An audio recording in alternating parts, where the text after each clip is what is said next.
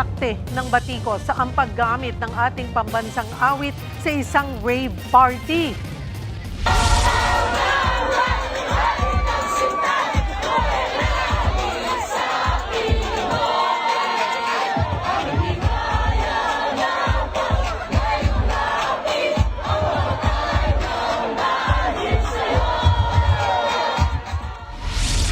Sa viral video, nagpa-party at nagkakatuwaan ang mga tao habang sinasabayan ang remix ng Lupang Hinirang.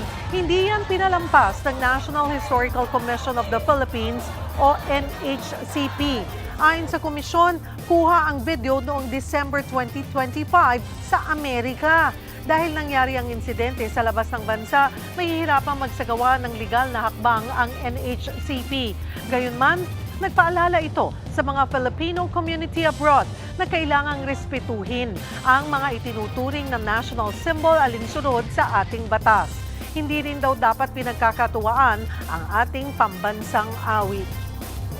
Mga kapatid, Cheryl Cosing po, maging maalam at may pakialam sa mga napapanahong issue at headlines. Mag-follow at mag-subscribe na sa social media pages ng News 5.